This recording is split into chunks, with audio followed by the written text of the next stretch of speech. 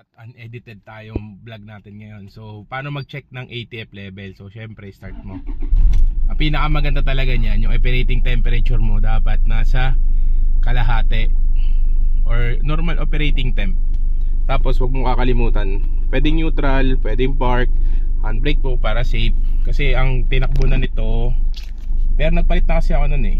So nasa 169777 na. So medyo matanda na yan, no? So check nyo ng ATF level. First things first, andar, lagay sa park, neutral, handbrake para safety. Yan yung mga things to do muna pag nasa inside ng car.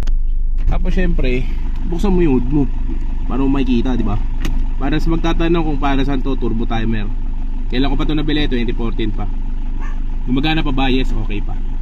Sana ako naka-level talaga eh. Yun talaga yung advisable. Dapat naka-level tayo yung sahig. Pero kasi wala akong ganyan ngayon kasi nandito ako ngayon eh.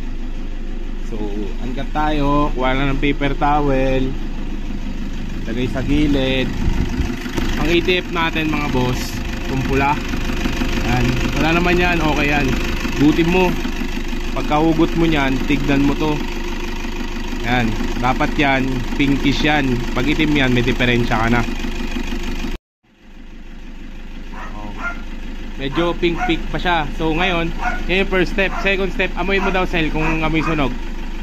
Hindi man. So kung amoy sunog yan, may diferensya na yung transmission nyo. So ganun lang pag-check nyan. Tapos dito naman tayo sa dipstick.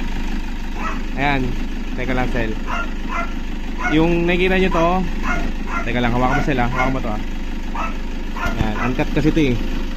Ayan, nakalagay kasi dito sa atin, sa mga Toyota user, T4. Yan ang gamitin nyo. Itong mga linyan tong dalawa, pag nandito ka, tapos mainit, may diferensya ka. Dapat nandito tayo, hot.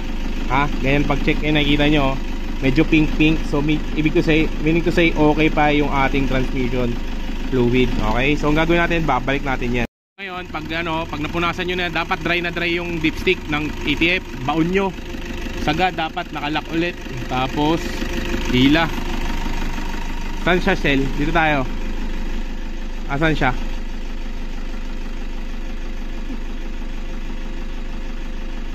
Baka mo daw. Baka mo yan ha. Hindi mo mainit yan. So ayun, nakikita nyo naman eh. Ito. So nandito pa tayo. So goods pa tayo. Ayan o. Nandito. Hot. Dapat hindi ka lalagpas. Hindi nagpo-post. Dapat hindi ka lalagpas dito sa pangalawang bilog. Ay sa pang-apat na bilog. Pag lumagpas ka dyan may diferensya. So dapat below lang. Or sakto lang talaga. Pag nandito na yan banda sa may T4 sign, medyo may problema, overfill na yung ATF mo. So kung nakikita nyo yan, wala, hindi nag-focus yung camera. So pinkish pa tayo, so goods yan. Ngayon lang pag check ng ATF, napaka basic lang.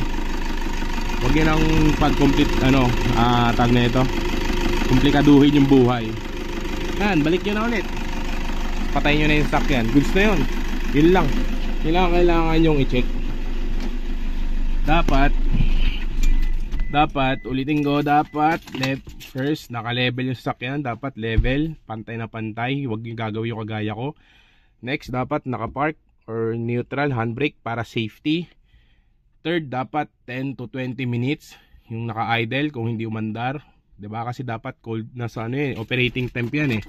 Ayun, dapat nasa operating temp yan. Kung hindi nasa operating temp yan, baka hindi accurate yung pag-reading. So, ganun lang. Basic lang yan. Para sa mga 2KD engine to.